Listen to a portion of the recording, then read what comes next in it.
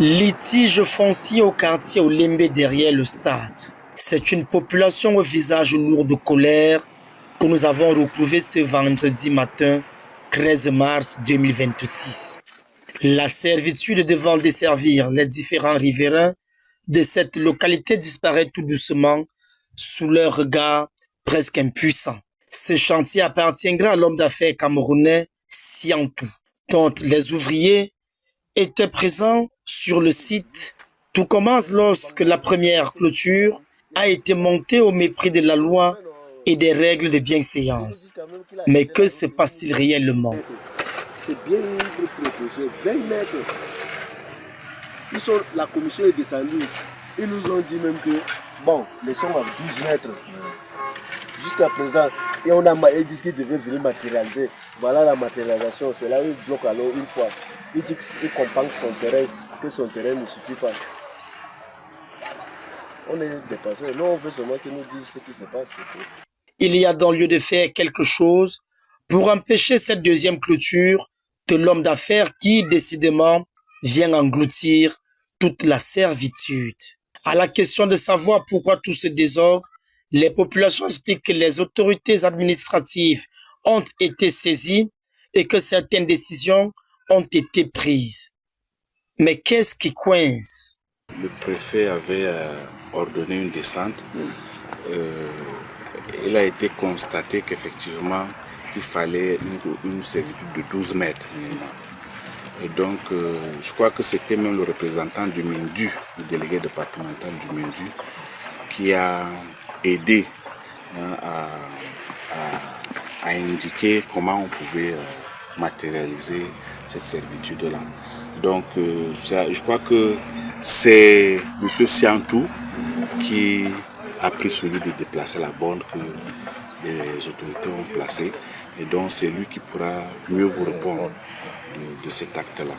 Mais ce que nous souhaitons, c'est que, conformément aux conclusions de la descente de la commission, nous souhaitions que M. Siantou arrête les travaux et que la commission descende pour la deuxième fois, comme convenu, pour matérialiser la servitude, qui est très nécessaire pour la desserte du quartier. Vous voyez, sur le bloc-ci, sur le bloc de plus de 200 mètres, on n'a pas de servitude.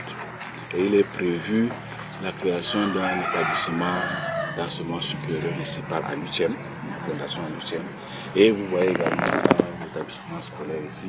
Si on n'a pas cette servitude, on ne sait pas par comment toutes ces populations pourront se déplacer, ou bien des interventions en cas d'incendie.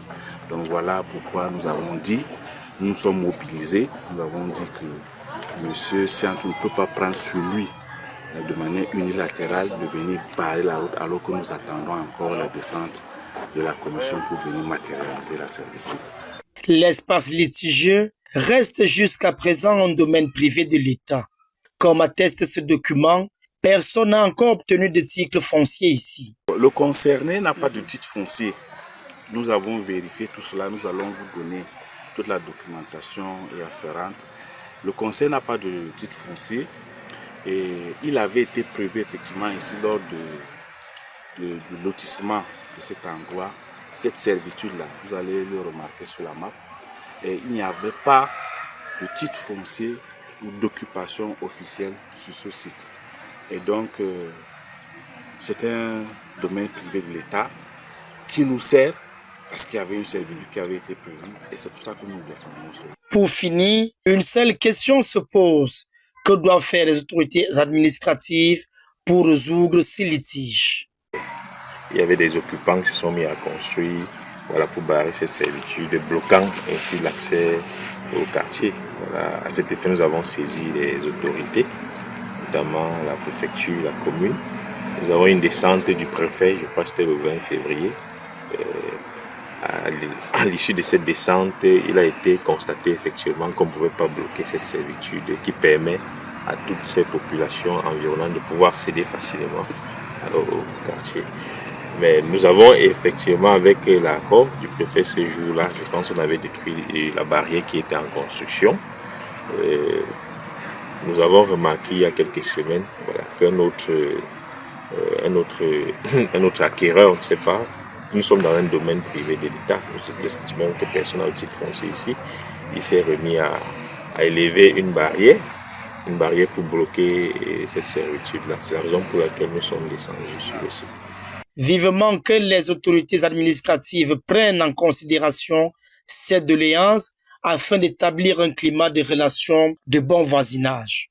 Et si rien n'est fait, voici la brèche qui servira de passerelle pour ces populations. À peine 2 motos pourront faire un croisement. Les voitures seront obligées de patienter le passage de la première à infiltrer ce couloir. En cas de panne, ne me demandez pas comment ça se gère. Certainement, l'hélicoptère viendra intervenir puisqu'aucun engin ne sera capable de trouver un passage.